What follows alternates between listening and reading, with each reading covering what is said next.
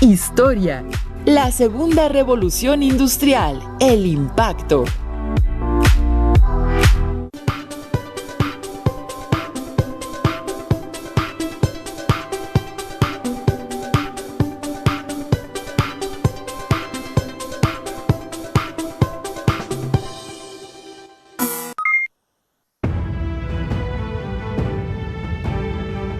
Sean bienvenidas y bienvenidos a una sesión más de Aprende en Casa 3. Es un gusto enorme estar de nuevo con ustedes. Soy el maestro Saúl Miranda. Comenzamos no sin antes recordarles que es necesario lavarse las manos constantemente con agua y jabón, al menos durante 20 segundos. Si necesitan salir, no olviden usar correctamente su cubrebocas, esto es, cubriendo nariz y boca. Además, procuren mantener una sana distancia, es decir, permanezcan alejados de las personas mínimo 1,5 metros. Siguiendo con lo planeado para ustedes, el propósito de hoy consiste en distinguir cambios y permanencias en el ámbito económico, social, cultural y en el paisaje durante la segunda revolución industrial. A continuación, les invito a abrir su libreta y a tomar su bolígrafo para que hagan las anotaciones pertinentes. ¿Están listas y listos? ¡Comencemos! La lectura de esta sesión es un fragmento del artículo Moda Rápida, la industria que desviste al planeta, de Claudia Hernández, publicado en Cómo ves, una revista de divulgación científica de la UNAM.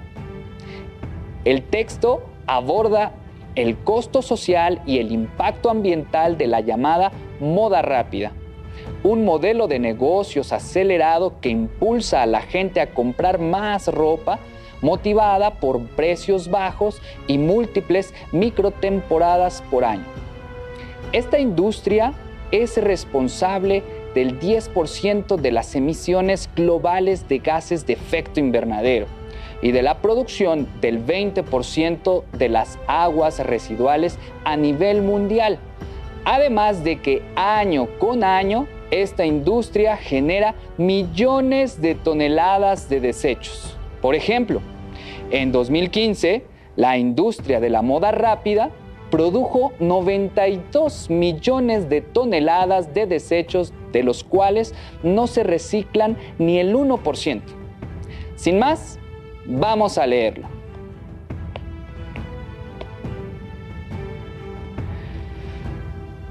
La idea de la rapidez en la moda rápida o fast fashion no se refiere solo a la velocidad de los procesos de producción y venta de la ropa, sino también a la brevedad del tiempo que la usamos.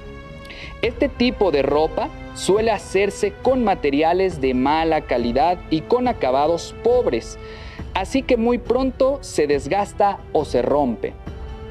La industria manufacturera emplea aproximadamente a 75 millones de personas en todo el mundo, 500,000 en México, aunque en su mayoría son mujeres de entre 18 y 24 años. Esta industria ha protagonizado múltiples escándalos por emplear a niñas y niños. Tampoco es secreto para nadie que a estas personas se les explota con largas jornadas de trabajo y malas condiciones laborales. Uno de los eventos más infames ocurrió el 23 de abril de 2013, cuando el edificio Rana Plaza en Bangladesh se desplomó, matando a más de 1,100 personas e hiriendo a otras 2,500. Durante los 2 sismos del 19 de septiembre en la Ciudad de México, cientos de costureras perecieron cuando sus edificios de trabajo se desplomaron. A diferencia del derrumbe de Bangladesh, aquí no sabemos con certeza quiénes ni cuántas eran. Por si esto fuera poco, está el tema de los salarios. Dana Thomas, periodista estadounidense especializada en moda y cultura, estima que a una persona se le pagan apenas unos 4 pesos por confeccionar una prenda de 400. La moda rápida es una industria de 35,000 millones de dólares anuales que se reparte de manera escandalosamente inequitativa. En 2017 se estimó que una costurera tarda casi 2 años en ganar lo que un director gana en 2 horas. En el caso de la industria de la moda, los principales productores son China, Bangladesh, India, Vietnam, Indonesia y Turquía. México aparece un poco más abajo en esta lista del Banco Mundial de Datos. Los principales consumidores son Estados Unidos de América, los países de la Unión Europea, China y Japón. No es nada descabellado imaginar un escenario en el que una prenda que se vende en Estados Unidos de América se haya hecho en China con algodón cultivado en Egipto. Esto quiere decir que se necesitarán cientos de vehículos terrestres, aéreos y marítimos para trasladar los insumos a todos estos lugares, lo que representa otro montón de emisiones que contabilizar. Y no hay que olvidar las emisiones generadas por los combustibles necesarios para operar herramientas y máquinas de toda la cadena de producción y para generar la electricidad que ilumina las fábricas y los puntos de venta. Un grupo de investigación del Instituto Tecnológico de Massachusetts estimó en 2015 que la fabricación de una sola playera de poliéster emite un aproximado de 5.5 kilogramos de dióxido de carbono equivalente. A este acumulado todavía hay que agregar las emisiones que se generan cuando tiramos las prendas. La ropa requiere de agua en varios momentos de la cadena de producción. Para producir 1 kilo de algodón, por ejemplo, se necesitan aproximadamente 10,000 litros de agua, suficientes para que una persona se mantenga hidratada durante 13 años. Y con esta cantidad de algodón apenas alcanza para una playera y un pantalón de mezclilla. Las telas luego se sumergen en baños de agua mezclada con diferentes productos químicos para blanquearlas, hacerlas más maleables, dispersar y fijar los pigmentos y finalmente lavarlas. Tan solo en India, en donde el agua potable es un lujo, estos procesos húmedos requieren de 1.600 millones de litros de agua diariamente. Hasta aquí la lectura. Impactante, ¿no lo creen? Es muy interesante conocer todo lo que hay detrás de la compra de una camisa o de unos pantalones nuevos. ¿Se habían puesto a pensar quiénes son las personas que elaboran los productos que consumimos? ¿Cuántos litros de agua o cuántos kilos de algodón se necesitan? ¿O cuántas horas de trabajo y cuánto tiempo de traslado hicieron falta para que nosotros pudiéramos tener la ropa que nos viste?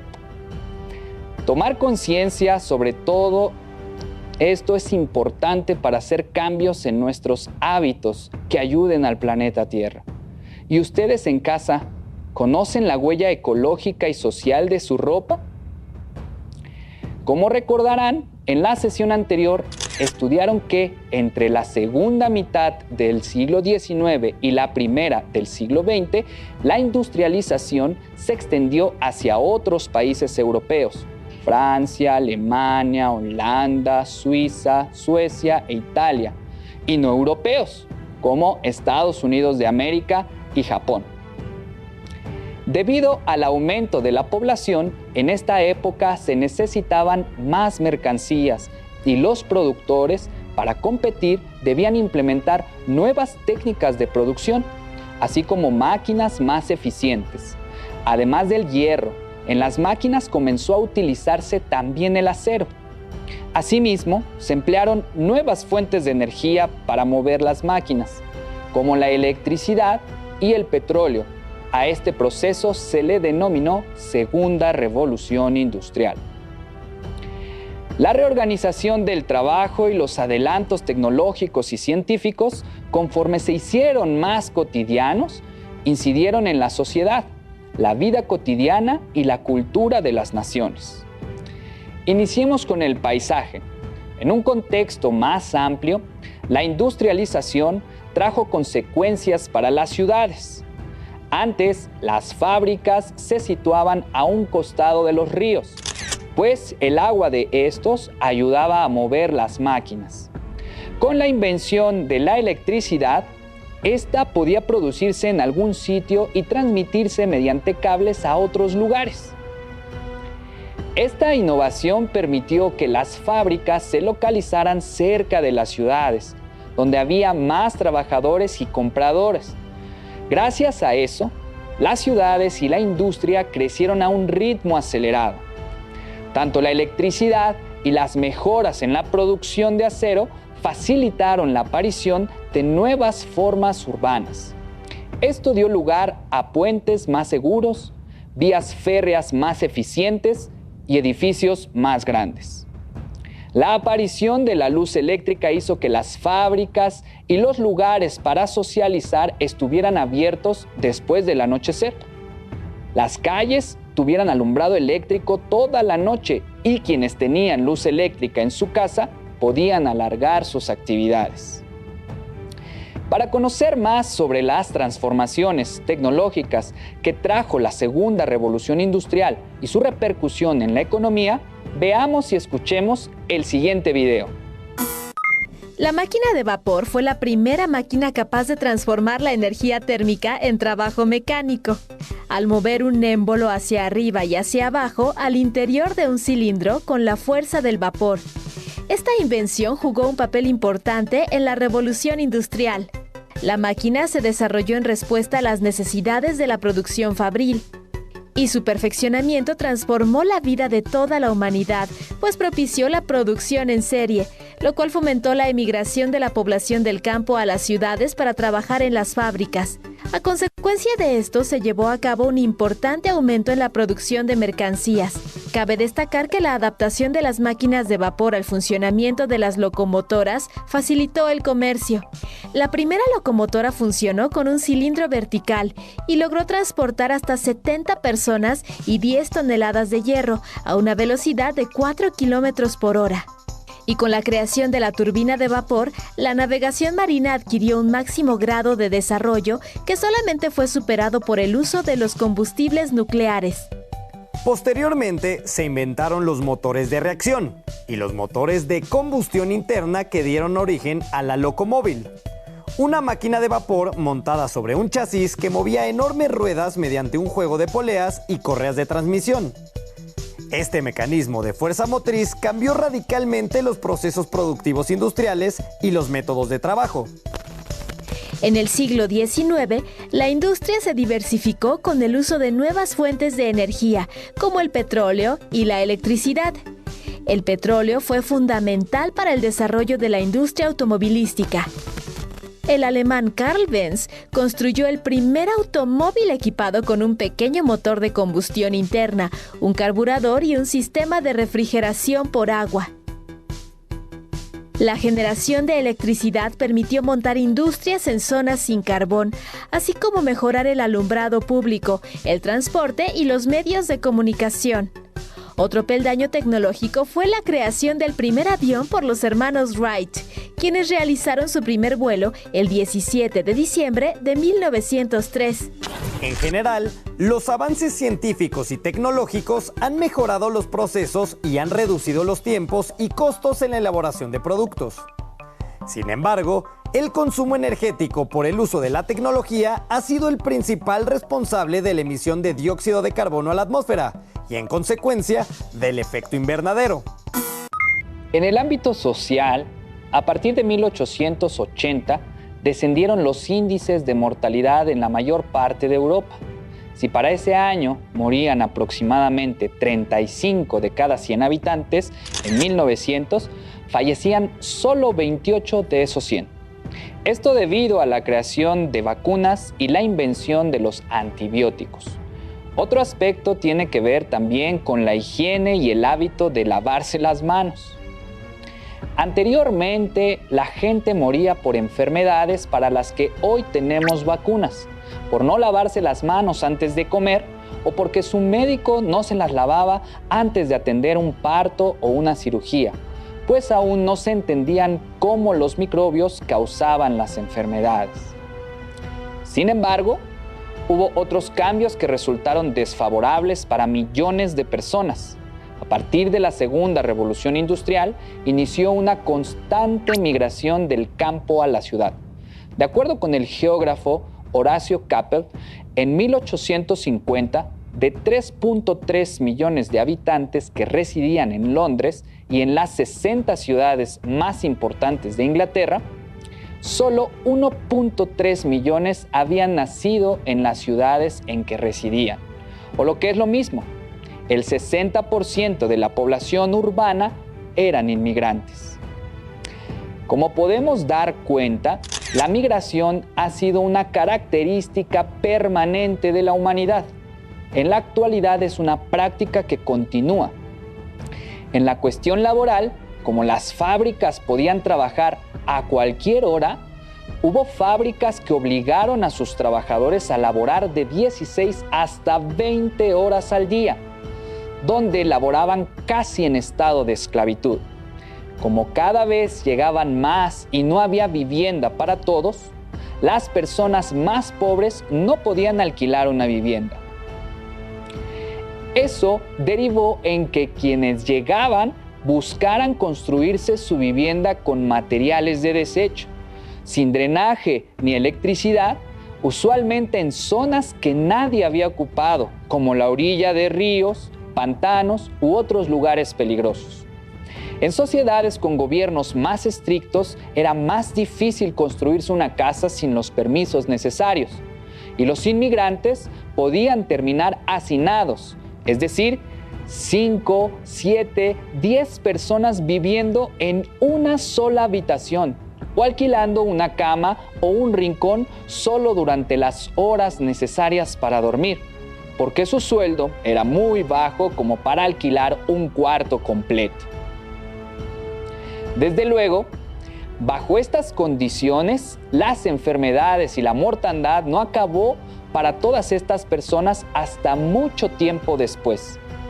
Estas contradicciones dieron lugar a muchas expresiones artísticas y políticas, como las que mencionaremos más adelante. La industrialización también impactó la vida cotidiana y la cultura. En la década de 1880 se construyeron tranvías eléctricos. En la década de 1890, Ferdinand von Zeppelin alcanzó el éxito con sus dirigibles y, tiempo después, los hermanos Wright hicieron de la aviación una realidad. A principios del siglo XX se inventó el automóvil, se produjo en serie y su uso se extendió.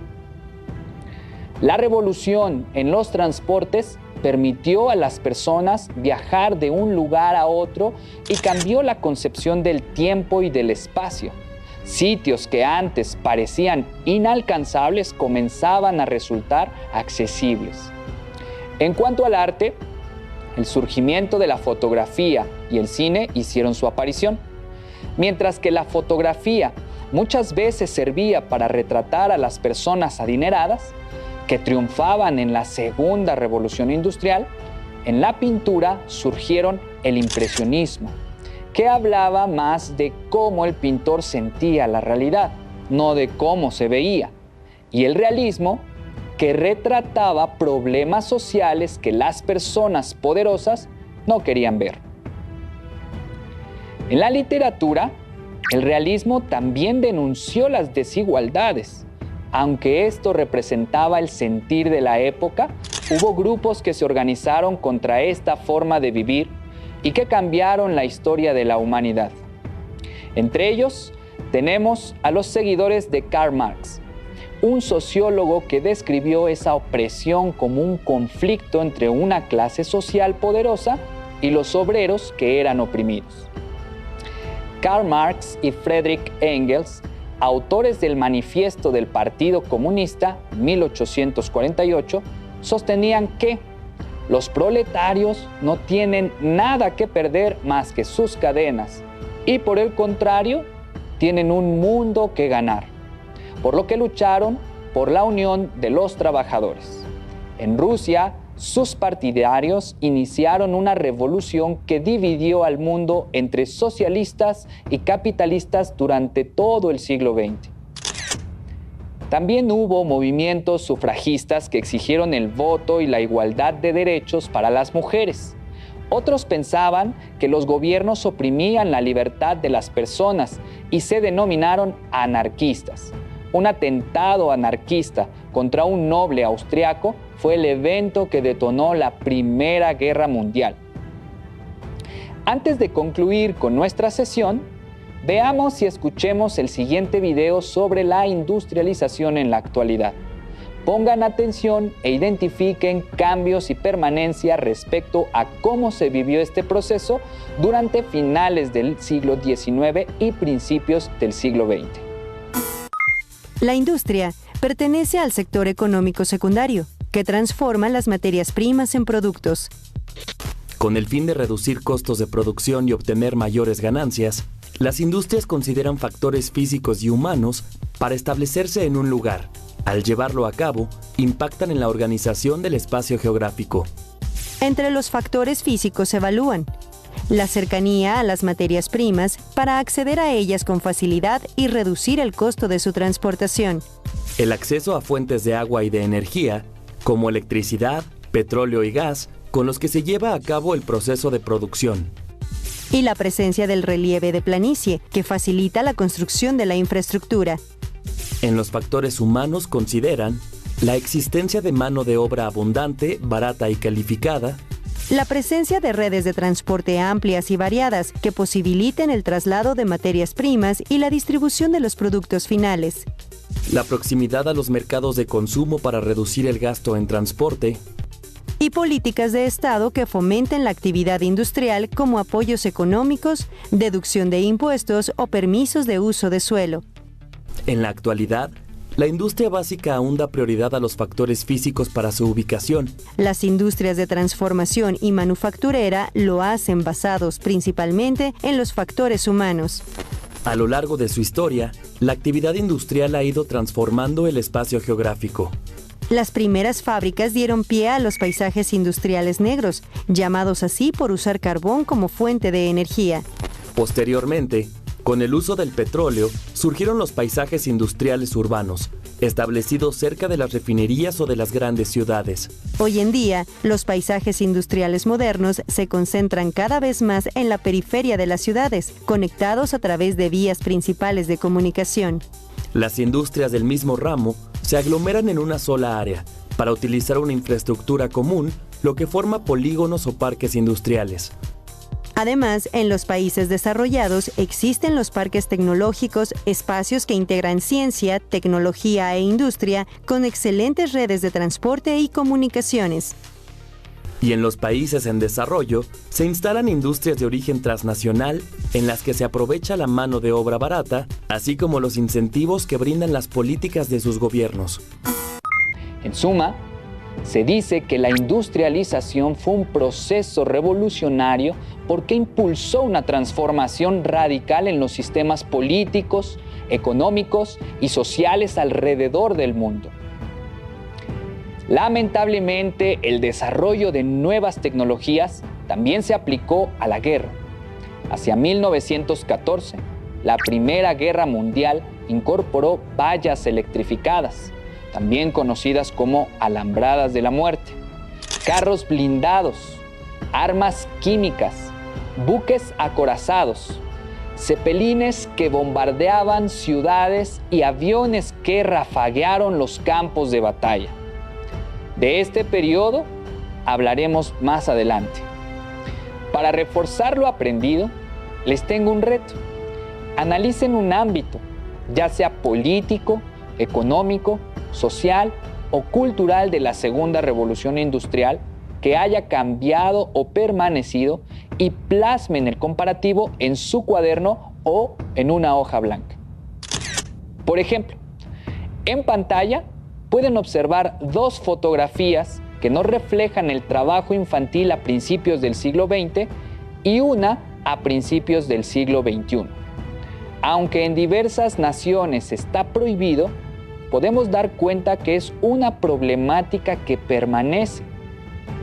Sin duda, un cambio podrían ser las fuentes de energía que van desde las locomotoras de vapor que se alimentaban con la energía del carbón en combustión, hasta los sistemas ciberfísicos, la tecnología electrónica y los sistemas informáticos que tenemos en la actualidad.